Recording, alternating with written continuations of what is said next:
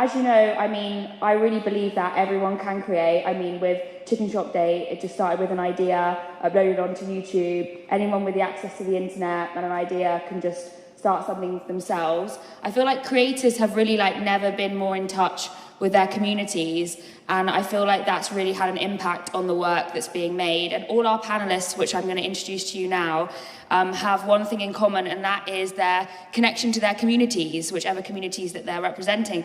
And now for the intros, everybody. So we have Mikey Krzyzanowski, a good friend of mine. He is, He is the creative director and founder of Open. I really think he's someone who champions other creatives so well, and he's so amazing at bringing people together.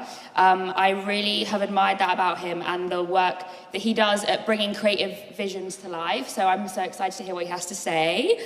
We also have Elijah here. Hello. Elijah is a writer and a DJ, and is someone that I find really so inspiring. He has this way of democratizing creativity and is really able to distill the complex creative world in a way that is really approachable to other people, and so I'm really happy that he's able to join us today. Woohoo! Next we have Ione Gamble. Hello. Good friend of mine, and she is the writer and editor of Polyester magazine, which is one of my favourite publications. I'm sure many of you know and love it. And Polyester has really carved out such a unique voice for itself that is completely uncompromising and very principled, which I really admire. Ione and magazine is very passionate, extremely passionate about pop culture and culture at large, and so I really think her voice is going to be fantastic on today's panel. Woohoo! And then we have Anthony Idahoser, who is the co-founder, who is the co-founder of the production company Friends Are Always Welcome, and they represent the next generation of creatives. I mean, they're responsible for so many amazing videos, music videos, that you will know and love, from Pink Pantheress to Jim Legacy, and I find their approach to work and the collaborative sense of it really inspiring and incredibly proactive, which I think is very needed. So thank you for being here. And then I'm so excited to introduce our host, the amazing Lea Ogunlami. I am so excited for Lea to be here because she has such an amazing knowledge of culture in general and at large, and she is also a director and creator of her own format, so I think that her view on everything is going to be exceptional today, and I'm so excited for her to host the panel. And that is all I have to say, and I'm very excited for you to listen and learn, and I'm going to hand things over to Lea. Thank you so much, Amelia. Round of applause for Amelia, everyone. Thank you. See you in a bit. Thank you. Hi, everyone. Thank you for joining us. Welcome to Anyone Can Create. The landscape over the last couple of years has been changing rapidly across music, advertising, video content, and editorial. Where once there was a series of obstacles, there was gatekeepers, there was a lack of access to equipment and knowledge, we now have all these things at our disposal as long as we keep paying our Wi-Fi bill. Fans no longer just consume the output of a creator. They can stitch, remix, duet, parody it into something that pushes it into new corners of culture. The question is, if everyone's creating, where does that leave traditional creators, platforms, and brands? Are they still voices of authority? Does this open door lead to more democratic, diverse storytelling? Or does it risk exhausting creators, overwhelming audiences, and leading to lazy, diluted ideas? I literally don't know the answer, but I'm hoping these guys do. Okay, guys, should we start by talking about how an audience can push things far past where it was meant to travel? A good example was actually with Chicken Shop Dates. They had a viral moment with Jiggle Jiggle. Jiggle Jiggle is a rap that came off a 2000s episode of Weird Weekends with Louis Theroux, right? It existed there. And then almost 20 years later, Amelia got him to repeat it in the show. I'm sure everyone's seen the episode. This went crazy viral on TikTok. Then a song was made out of it. Then they were in the music video for it. It's gone way past kind of the initial intention. So my question for you guys is, what does it mean when your audience isn't just watching, but actively reshaping your work? So Ione, should we start with you? With Polyester, what ways have you seen your work reshaped? I think it's always been kind of like a goal of Polyester to have audience involvement. I think especially when I was thinking about starting a publication, it did feel really gatekeepy, and like unless you had access to like an editor at these magazines, like before Twitter, when everyone had their email, now everyone has their email in their bio. So it was always kind of a goal of Polyester to, you know, have submissions open, have it so anyone can feel like they can be a part of it and send their work in. And I think I'm really proud that that still like exists today. So I think how we mostly see it happen is people creating work that they've maybe similar to something they've seen on Polyester or an idea, and then sent us in something new, or like B, comment discourse, like especially on our podcast, which is often like hot topics, like hot button issues. People then like can disagree or agree and like maybe write their own essay, and it's like, I've always seen magazines as like a starting point of culture, like that collate and like sort of communities can build around them, not that they should be dictating culture, they should be reflecting it. So I think that's something that's amazing about the internet, is that we all just have access to it as well, and it kind of erodes that hierarchy that we've seen in the media for so long. And has it ever continued past that point? Have you ever seen a comment that's reshaped how you then create the next episode of the podcast, for example? Definitely. I think that's what's so great about the podcast in particular, because it's so timely, and we're kind of shaping our own thoughts on a topic in real time. Like me and Gina can go into a topic thinking one thing and leave the episode thinking another, and then change our mind again from reading the comment section. So I think like constantly being in dialogue with people in our community and like other people that are interested in the same ideas is just like really valuable for everyone, and means that we're not sort of like stagnated in thought or like stagnated in thinking something is good or bad. I think that's why I find it most useful, definitely. Yeah, and art's meant to be conversational, right? So it's really nice that the internet gives more access to that. Anthony, because the nature of your work is already collaborative, you have a big focus on community, is this potential conversation or reshaping something you're more comfortable with off the bat? Yeah, I would say because we have a wider emphasis on creating with different audiences, We've lost sound. Hello? Here you go. Good. Yeah. You kind of develop a wider sense of ideas. That's the key thing when it comes to, you know, specifically music videos, is that, you know, we tend to see, like the Jiggle Jiggle, developing new things, you know, from years ago. People have just literally, like you said, remixed things. So I think, you know, you get audiences who have empowered ideas to have the willpower to create is so good, because I think, like I said, it's so stale at times, but then we get these amazing new ideas, these things that I wouldn't have thought of 5 years ago, someone's kind of thought of, because they now know that they can do this too, whether it be small, whether it be big. They have the power to just be a part of that movement, whether it be the Jiggle Jiggle, whether it be a little remix stitch, or whether it be a whole developing treatment with a music video, whatever it is, people can do it. Do you think this has led to more music videos being out there and potentially more interesting ideas overall? Yes, definitely. I would even go as far as the format of music videos have changed, to the fact that a lot of people want short-form content as opposed to long-form content, which would be anything over 2 minutes, which I think has this double-edged sword, but people can digest more. That means you can create more. So if we have the chance to create more, like a TikTok, like a short video, like a viral moment we're trying to kind of make, we just have more things in our culture, which pushes our culture forward, which evolves things, which I think is amazing. No, for sure. And I think there's been a lot of discourse in music videos about kind of changing that into a short form thing. But I think creativity always shines through, right? You're just changing the, I don't know, from horizontal to vertical, making it a bit narrower. There's that cinematic that's come out literally this week, where people have found the way to make, you know, their videos super skinny. Yes, I've seen this. And that is like, okay, cool. Now we have a whole new thing. You know, and that's going to be the rest of the year. What do you reckon of the super skinny? I can't see anything, so I'm just like... I don't know how to work it. I don't know if you can switch it. We'll get there. I feel like whenever a new thing comes, you're like, and then you get there. I guess moving back to music, Elijah, you've got your own record label, but you're also a DJ, so you're already remixing and kind of re-collaborating with artists on a day-to-day. How do you, I guess, feel about work being reshaped in the music sphere? Yeah, it's necessary, like, to see how your work is resonating. So if we put something out, even if it's just writing or if it's a song or it's an idea, it's like, okay, going beyond the fire emoji response. Like, and people articulating something a bit more than like, oh, that's hard, or this thing has aura. It has to be like some sort of creative response. Like that's how I know something is really connecting. Or when you see people repeating maybe things that you've said or ways that you've approached something, you're like, okay, this is actually connected. It's not like a banger post. Okay. A banger post would be something maybe over the space of like a year, you'd be like, okay, you see that thing turning up in different places. It's not as easy to track like statistically or something, but you can feel it. You know what I mean? When you know, like when there's like a good line in a song and it becomes people's Instagram captions, or if there's a good image, it's in like loads of photo dumps. There's not an easy way of statistically capturing that, but you know that you've done something interesting. Yeah, it's a nice kind of feedback, and as you said, it can kind of push you to make more provocative, more artistic work because you want to see that real engagement, right?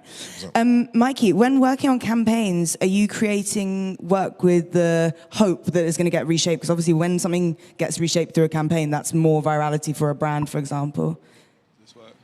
We're sharing now. Oh. Are they all working now? Maybe. Yeah. I kind of like the idea of sharing with Ant, though. It's nice. Honestly, nah. Like, I think, no, I'm not thinking about the virality moment of it. I think, like, whenever I'm working with someone, I think always trying to just, like, tell the truth. And, like, that can be like super funny and entertaining too, and maybe that goes viral, but I think like, my honest opinion on that is like, chasing that virality thing can put you in a bit of a bad place sometimes. It does really work for some people's brains, but I think like being yourself and like being authentic and like really striving towards that as the final destination is all you should ever do. And then if that goes viral, then it's amazing because you've gone viral for being yourself.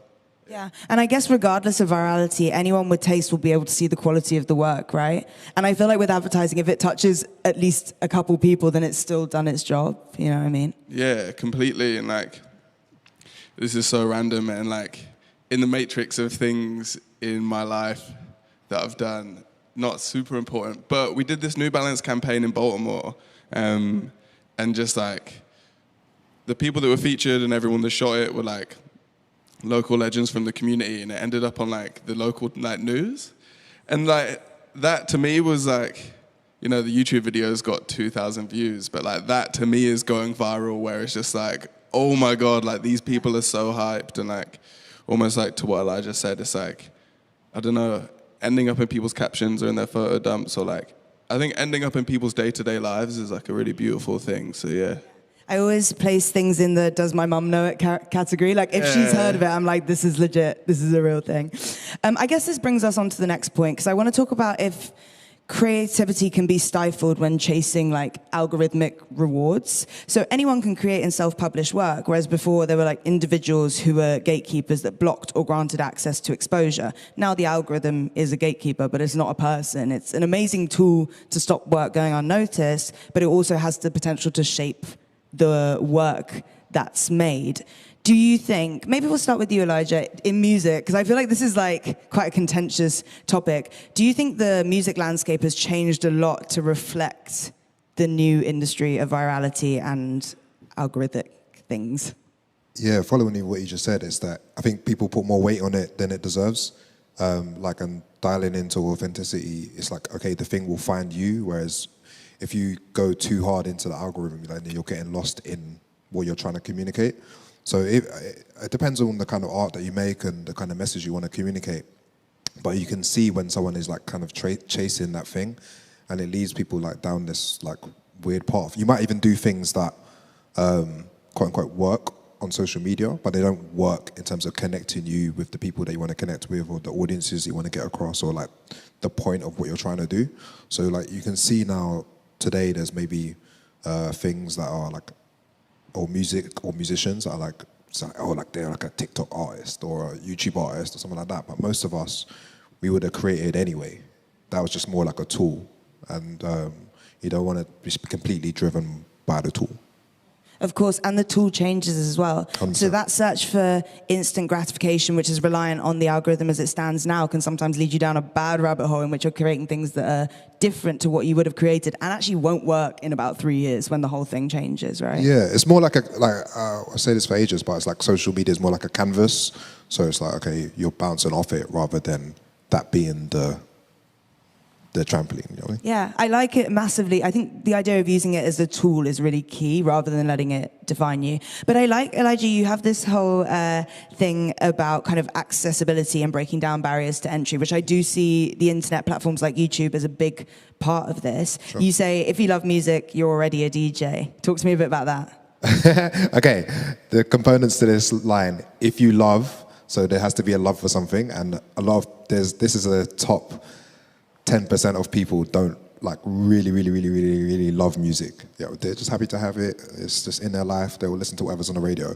So that's already like a filter of millions of people. So if you love music, and then DJ, what I mean by DJing is like creating music for yourself and others. And it's not like thinking about it as just as a performing art. It's thinking about it as something for you. But I think too many people look at DJing or writing or making songs as like a performative art. And I feel like that's a secondary thing. And I just use that framework as like starting with the love of rather than thinking about the audience first. I think that's a really important thing. I think creativity is just an expression of your love for a singular art form, right? So it's like putting that first is most important, but also understanding the tools that can help you get noticed, right? Ione, tell me a bit about kind of the formation of Polyester, and did the internet have a part to play in all of this? Yeah, definitely. So I started Polyester 10 years ago, and at the time I was studying fashion journalism as my degree, and I kind of was a bit like disenfranchised with the way my course was being taught, as it was taught as if like it was shopping basically, whereas I saw fashion as like culture and films and all of these different ways we construct our identity. And at the same time I was on Tumblr a lot, and there was a lot of young women and young queer people that were using Tumblr to kind of make their own photo shoots, make their own work, do their own writing and recirculate, you know, like anything from academic texts to screenshots and like campaign imagery. And I saw this community really emerging, and I grew up like loving magazines. So I was like, oh, one way to legitimize this community was, you know, give them a magazine to kind of rally around. At the time, they weren't really getting the press in like Dazed or ID or anything like that, which changed. But yeah, I was like, oh, it's a really good way to kind of like cement that community. So it was kind of like taking like, our tagline was always, you know, taking the URL to the IRL, so like taking these things offline and these people that were kind of community building online but into a physical space and like manifest it in like a real way. And I think that still like really inspires us and what we do. I think especially as there's still like certain hierarchies with people that are maybe, you know, like internet famous or like came up through the internet, that they're not like a serious creative or a serious actor or whatever. And Polyester like really wants to legitimize those people. So like 2023 we did a cover with Trisha Paytas, and like love Trisha. Yeah. And I think we've always wanted to kind of, you know, like champion those people that have used the internet as, again, like a canvas and a space. I think we can talk about like the internet and algorithms a lot as if like that's the thing that's making culture, the internet, but really it's the people on it, and it is just another tool. Like it's people in a room, but the room's just like the whole internet. Exactly. I love the idea of kind of the internet creating, or like platforms like Tumblr, for example, highlighting niche communities that are actually way less niche than you think they are, and then they come together and they can become in real life, kind of like what's happening today. You're all here from one YouTube show, and now we're all here in a room together in real life. Mikey, do you ever kind of sorry, I got so distracted looking at all your beautiful faces that I forgot what I was going to ask. Do you use platforms in that way to identify niche communities that can then be tapped into from your brand work? I'm trying to think. I'm, I guess, like an interesting position where like there are people that are really amazing at doing the internet thing, I think, and like totally really value them as part of a team. And I think I really try and like find the real life moment before it then like gets pushed into that, I guess. I had this really crazy thing that changed my life. I was in Paris, I was really hungover, it was like a stupid fashion week thing. And I was getting some breakfast, and I turned around, and I looked at this kid, and I was like, I recognize your face. And he was like, yeah, bro, like, I'm from Brazil, like, I follow you on Instagram, like, I love everything you do. And I was like, whoa, what the hell? I'm a very low-key human. I'm a very humble guy. And from that, just like really felt his energy. It was amazing. Hung out a bit. Then next time I was in Rio, went to Sao Paulo to meet him and all of his friends, and like picked up on that and was like, oh my God, you guys are all doing incredible stuff, but I just like wasn't aware of it. He then like creative directed this like global campaign we did there with New Balance. And then he did some H&M thing and and it's like, that wouldn't have happened without the internet, which is really beautiful. And I think like those really magic real life moments kind of can be sparked or amplified by online stuff. But yeah, I think it's so important to stay sensitive to those magic real life things. That's amazing. And I guess that then leads on to the idea of it creating a community for you, Anthony. How did you go about in fostering this kind of creative community that you have around you guys? Do you know what? That is a question I get asked quite a lot.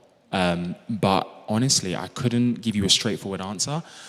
I would say it was an access thing of, like Mikey said, real life moments of, let's say it's 4 or 5 years ago, I'm literally in my friend's house and I'm meeting, I don't know, for example, Jim Legacy. And then like us becoming real friends, you know, actual honest friends. And then my friend Musti, who then knows Jim Legacy, and then he's a director, becomes a director, maybe 1 or 2 years later. And then we all work together on a music video for Jim.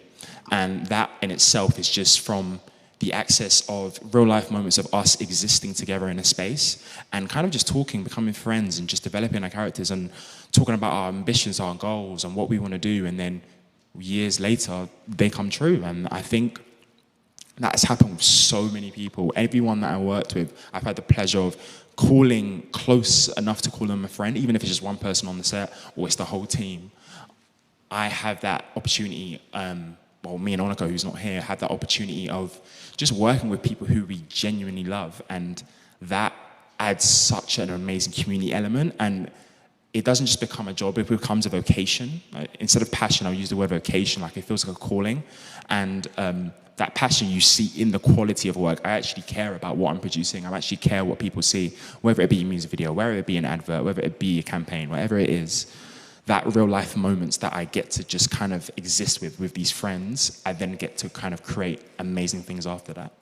That's amazing. And like having these platforms to be able to push out all that passion can then inspire others, right? We were talking a bit earlier about people who you knew who you didn't realize were even interested in that type of work, kind of starting to want to be interested. Could you speak a bit about that? Yeah, that is for me the most beautiful thing, because from a personal standpoint, I didn't know anything about the creative world. I didn't know anything about production apart from 5 years ago. I didn't know what a producer was. And then I just was kind of empowered by Onika to go like, yeah, let's do this. You can do this. You have the skill set to do this. And even on a more creative kind of element, people would see what we're producing and they would like suggest something like, oh, why don't you do this? Why don't you do that? I'm like, oh, I say you should direct. You should be a stylist. You should be a... And I've seen my friends, my very close friends who don't typically fit the kind of shoulders creative vibe that people would assume a person is in the creative industry is become a stylist, become a director, and kind of change and, you know, create their own lane on what that is. And for me, like, that is, you know, the most amazing thing. Like, my friend SK, who I said, you dress amazing, you should become a stylist. And he's assisting stylist now, and that for me is such a small thing, but that is really empowering. I noticed what you said there about the creative look, and I think it's really important that people who don't necessarily look like the blueprint of a Shoreditch creative actually create, because then we get diverse voices. But speaking of the idea of creativity becoming a bit of a trend, I'm going to play devil's advocate.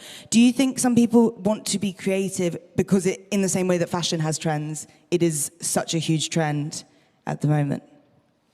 Yeah, definitely. And, like me, for my whole life in the industry, I've tried to kind of stay away from that word, because I truly, not to say people don't care, but I truly care about what I'm doing, and I just want to be able to empower other people. That is my whole motivation, the reason I wake up. And I feel like on the flip side of, like you said, people just want to do it because it is a trendy thing. It is a thing that people are starting to kind of put on the map, which I think is amazing in so many different ways. But I do think a lot of people kind of, just care about it for the moment. And the social positioning that it gives you. Would anyone else like to speak on creativity as a trend?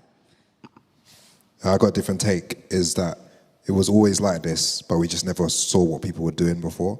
So when I was growing up, people said there were too many DJs then. Okay. This is like 2003.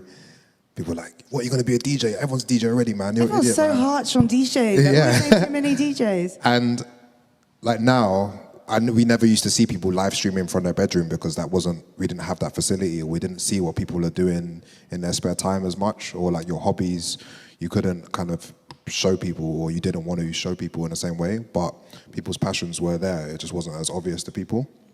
And today, where like I guess maybe at the end of the month when everyone's doing their photo dump, you do see people, cooking sushi, doing a run, reading James Baldwin. Like people are very like multi-dimensional, and we're being rewarded for showing that on the internet today. But I think we were always like that. We weren't always like, I don't know, some like a grime DJ or a fashion blogger or a goth or something. Most people are not that one-dimensional.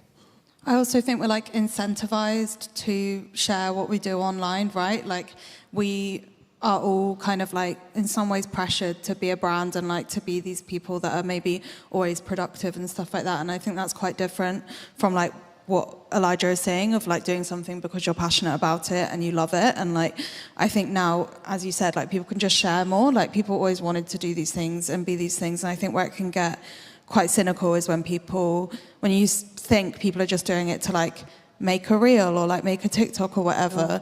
But we've also been shown that like you're rewarded by the algorithm for doing that. So it's a bit of like a catch-22, I think. Like you're damned if you do and damned if you don't. I agree. What do you think, Mikey? I think like it's good to cut people a little bit of slack. Like, if someone's lame, then you can tell, and you're like, oh, you even got it in you. Like, not even got it in you, but you're just like, fuck, you're not being yourself. Sorry for swearing. But like, it takes everyone a while, and it takes everyone different times to like find like who they truly are, and that's totally okay. And like, I think it's a really beautiful thing that, you might walk in one door because it's what everyone's doing. Like, there might be a point where everyone's a DJ and you're like, well, I'm going to be a DJ too. 5 years down the line, like, those DJs all split off, and maybe some of them are music managers, some of them are A&Rs. Like, I think it's really good to, like, not see people, if they're doing something and you're like, oh, it's a little bit corny, just, like, give them a bit of time, because maybe they'll, like, relax, find their feet once they're in the room. And end up doing what they should be doing. Yeah, I agree. I think confusion sometimes can read as inauthenticity, in that someone has a willingness to create something exciting, they just don't know in which direction to go. So it might be, oh, I'm going to be a DJ, but they DJ really, how do I not sweat it? They're DJing his pants. But then they might work out, that they want to be a music manager or something of the sort. Okay, I've got another devil's advocate question. Do we think all of this is making work more diverse and pure, the fact that anyone can self-publish, or do we think it's making things kind of lazy and samey because of the instant gratification of being able to put out any work, a music video, a zine, you know what I mean? Let me know what you think. Who wants to go first? Yeah, I think... Can I tee up your point? Yeah, please. Basically, I think, and represents like a crew of friends that are probably the best example of doing things yourself right now in music. Yeah, I think.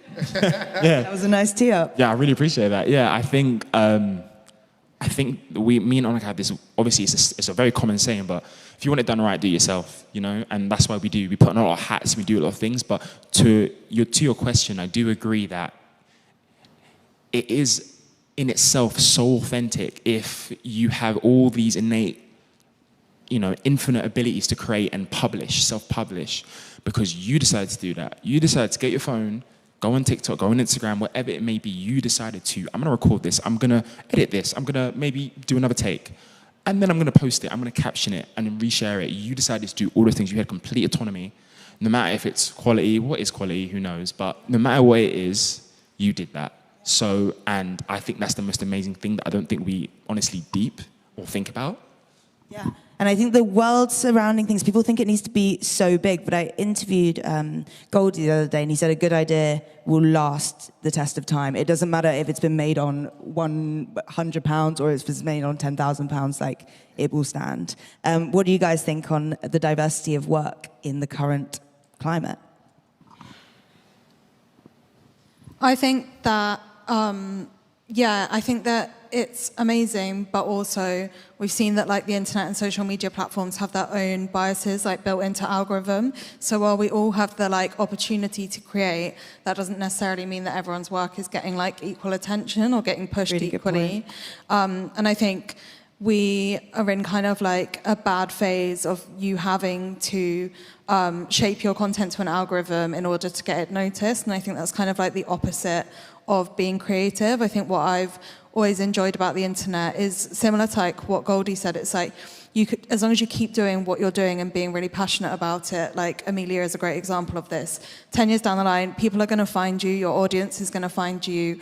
That's becoming more and more difficult. I feel like I grew up on an internet that was like unregulated and that had some bad conclusions, but it also meant that you really could find your people, but also just your ideas and have access to like different feminist thought or different artists that you wouldn't have found until maybe you're in your 20s and went to an exhibition.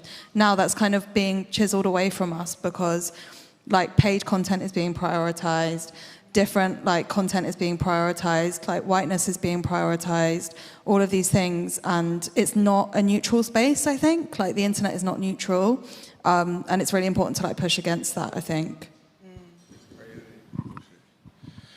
It's crazy, just like off that, it just made me think, I was like, oh, imagine a world where like there's a cap on how much paid advertising you're allowed to do, like as an influencer or ambassador for a brand per year. It's like, cool, you're only allowed to take on like extraordinary amount of money, but like £1 million to publish paid content. I wonder if it will ever get to that. I don't have the answers. I mean, speaking of paying and ownership, okay, maybe less paying, who has the rights to ownership in the digital space? It's super tricky to navigate. I see people go huge for someone else's idea with no kind of ramifications. And for example, if you make an amazing video, but I was saying earlier, if you're wearing a pair of Nike trainers in it, who owns that content, you or Nike? Who actually owns the cultural value created by participation? Does anyone want to speak on that? Well, I think that's part of the problem. We're seeing the social media like channels monopolize that, whereas it should be in the hands of like the people that are making the work, but the people that actually have the power, the people whose like platforms it sits on and stuff, like they have the choice whether to like monetize or demonetize your content, platform or deplatform. I think even less than like, you know, the brands you're wearing in it or the people in it. It's like more about we're being like either restricted or liberated at the whim of these platforms. Yeah. It should always be with the creator, and I think there's like a difference in an idea spreading like maybe through a trend, or like maybe you're inspiring someone to like then someone actually like hardcore monetizing on it, if that makes sense. Mm-hmm. But I think these are all issues that are playing out in real time as well. Yes. But it seems like the end goal is more dystopian rather than like liberating, but we'll see. I know what you mean. But I guess speaking of end goals, guys, this is my last question. We can't see the future, but what do you think the next decade of formats might look like, with creation itself being collaborative, collective, and constant? Do you see this participatory culture as the future of engagement, or a phase that will balance out? Yeah, I definitely see us seeing way more collaborative kind of formats, like to the point where it's kind of key kind of like outlets. For example, with musicians, they would use YouTube as a music video. But for example, someone could collaboratively add an idea into that and it become like a remix music video, to the point where you are kind of reproducing a whole new thing. That's something I thought of recently, because there's only a finite things you can remix if we do not create more formats, which we definitely will. So that's the other part, is creating new formats to eat itself otherwise. It's like an endless circle. Anyone else? Where do we think the future of formats will go? I think, bringing things like more into real life, like you were saying earlier on. It's like this. Obviously, there's so much stuff on the internet. It's like the things that are going to be on the internet are going to be some sort of reflection of what's happening in front of you, and that's how you kind of verify the authenticity of it or the realness of it. Because you could be like, okay, I've met that person, I've seen their thing develop. It's not going to be just I don't know, a whale talking with an AI voice. You're like, okay, I've actually seen this human perform in real life. Sure. And I feel like that makes, that kind of real connection. So I'm using it more as a tool to bring people together, which is essentially what it was for. It's social media, right? Mikey? I was at a wedding the other week, and this like really random Spanish guy was like, you know, man, sometimes when I'm in cities, I like to think, what do they whisper? And I was like, wow. But he was talking, and I was like, hold on, you're actually onto something. Then I was like, oh, what does London whisper to me? And to me, London is like such a special city, because like to me it whispers like, but is it real? And I think like London is so amazing for like checking things, to be like, are they real? And I think we should all stick to that. The more real life things, the better. We have a great barometer as Londoners for what's authentic and what isn't. What do you think, Ione? No idea, but I hope it's just like, I feel like if you asked 10 years ago, like, what would the internet look like, you wouldn't say like podcasts and video necessarily. And like, I think just what Elijah said earlier, like the internet is a tool, and like as long as we can like keep adapting to the like different things it throws at us and using it in the way we want to, not the other way around, like I think that it will be great. Yeah, we speak about it as if it's this big thing that's up in the ether, but it's a real life tech tool that's been created by real life people. Guys, I want to leave you on the note that if everyone can create, who gets to decide what matters? Can it all matter at the same time?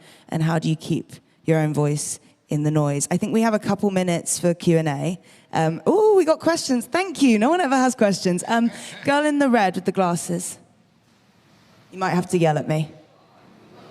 Oh, we got a mic. Don't yell. Hello everybody, my name is Ellie Nemeth. I'm a music business student, music manager and aspiring creative director and interviewer. Thank you. My question is, do you think it's easier to focus on the real life moments rather than the algorithm when you're at a bigger career stage? And when you're starting out, trying to get your work out there in the digital age, how do you balance the authentic creativity with trying to keep up to speed with the internet, basically? Who wants to take this one?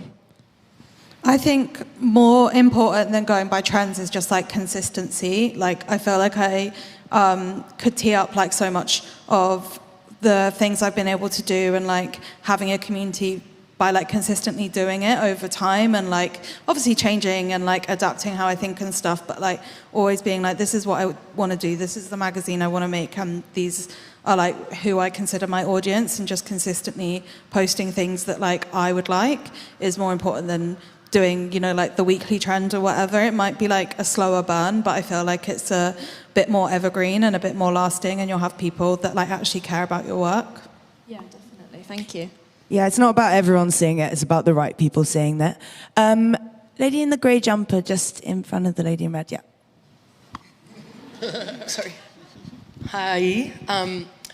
Thank you, Amelia. I don't know where you are. Congrats on the 10 years. Thank you for organizing this and for bringing us all together. Thank you guys, very inspiring conversation. My question is maybe more for Ione, but would also love if you guys also have an answer. So I came from Chile to London to network my way into anything I can get. So I've been going to events and shaking hands here and there and just sort of trying to learn as much as I can from, like seminars like this, professionals like you guys. When would you say this network turns into a pitch, and what's like a smooth way to go about it, to not sort of like load your dreams and wishes onto other professionals? What's like a good way to go about it without being, too much?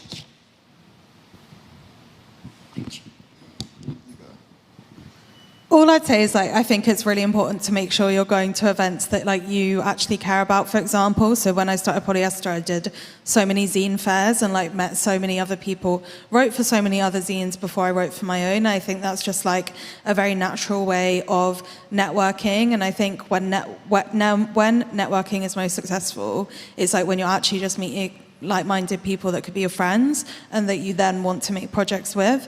So I think it's really most helpful to not go into things thinking when can I pitch my idea, but just being I really like what you do, this is what I do, and try and make it come about a bit naturally. And I think going to events where, everyone's got a shared goal, whether that's zine making or whether it's whatever, is a really good way to break down that first access point and open up a conversation, I'd say. Yeah, I think just to add to that, find your friends, find the people that make you laugh and make you feel like yourself and that you can trust and that you want to stay up till 4 a.m. On YouTube with or whatever it is. Find those people. Yeah, that's what it is. I'll quickly add is the work is the net rather than the net is the work. Does that make sense? So it's you're showing people what you're doing, what you're making. The first bunch of people I met in music and kind of creativity, I've done stuff on the internet already. And their response to me was oh, it's you. It's that was cool. It was it's fine. Because they were they're aware of something I did already. So there's already kind of a gel that you can be oh, it's you. It's Jigglypuff 42 from the internet. Good. Let's talk. You know what I mean? So you're doing less heavy work when you're in people's faces. Here, London, sometimes a lot of us can be unfriendly. I apologize. But yeah, welcome to the city, man. Enjoy.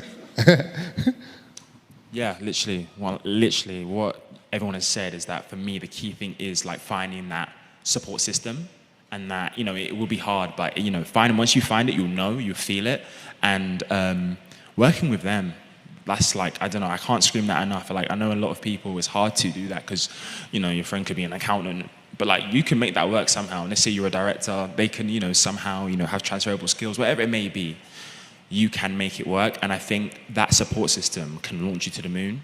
But yeah, for me, that's one of the key things is, finding that support system, and, that, what you said a lot, presenting your ideas, is, finding the right access. I think you know in your gut who's the right things to send these to, whether it be just a drip-fed idea, maybe a top line, whatever it is, not a whole pitch deck, but just finding that access and say, okay, cool, does this feel right to send it to them?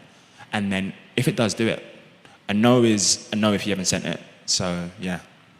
I also think just focus on grouping together with your peers and your contemporaries before you try and reach up. I think everyone thinks networking is about looking up and trying to ask for handouts. It's better to look at the people who are your actual contemporaries, work together, and have a larger institution notice you, and it will happen. So try and identify those people. Do we have time for one more question? Yes. Grey Ronak.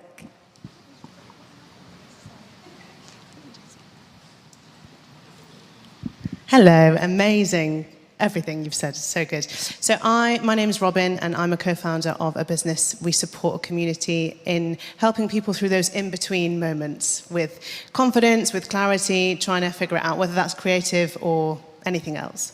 So I also believe that everyone can create. On the topic of confidence and clarity, and this is for whoever wants to jump in, what is your advice to those in different stages of creation when they're faced with low confidence or negative self-talk, or lack of clarity around what it is that they want to do? I think you've kind of touched on it here and there, but I just wondered what your advice would be to those people. I would love to know the answer. For me, I don't really tend to create a lot. I create for other people, so I see the process a lot from start to finish. And I think kind of remember what your why is. Like, why are you doing this? Why have you decided that I'm gonna, I don't know, write something, or I'm going to develop a screenplay, or I'm going to make a short film, whatever it is, why are you doing this? You can have some bumps in the road financially, emotionally, physically, mentally, whatever it may be. No matter how long it takes, why are you doing that? And I think that motivation, that just goal, whatever it is, I think that will take you over the line, no matter how long it takes. I think another thing to add to that is time. A lot of people put pressure on themselves. Like, I promise you, you do have time. You always have time. Yeah, I just write down ideas, and you can kind of, well, not even ideas, just thoughts that are passing, like things that you're noticing, and then reading. Like, most problems that we are going to come across have been explored before, or someone's gone through it before. So you're like, okay, you read something, and you're like, oh yeah, this has happened. Many people have experienced it, and you kind of write your ideas and how you're processing something. And then later on down the line, you can kind of see this bit of progress that you've made, even if it's small. You can be like, okay, this is how I was thinking. I don't know, does anyone have like notes from 2020? Yeah. We've all moved forward. And it should feel good if you look back on your notes from then, man. So, yeah. I would say, like, sometimes the best thing you can do is, like, ignore it. Like, go out, do something else, like, go for a nice lunch, or, like, see your friends. And then it'll be a conversation that, like, hypes you up to get back into it, or, like, give you another idea. And, like, sometimes I think, like, just ruminating on something, it will get you stuck in it. And if you just, like, break that pattern and go and have a nice time, you'll feel, like, much better and much more able to tackle it. Creativity can't exist in a vacuum. So if you're just there being like, I'm such a bad director, I can't do it, nothing's going to happen. Go see your mates. Yeah, just all I'm doing is adding to this legend, but like, go back to just like what you need to exist as a human. Like, you need to eat good food and like sleep and like see your friends and leave the house. Write down, like, I'm a huge believer in writing, like, especially in the last year, like, changed my life. So yeah, I think like, look after yourself as a person. If you're feeling like you can't like tackle this like world domination creative journey, like, pin that up for a sec and just just look after yourself. Yeah. Guys, I think that is the end. Thank you so much for joining us, and thanks to my amazing panel.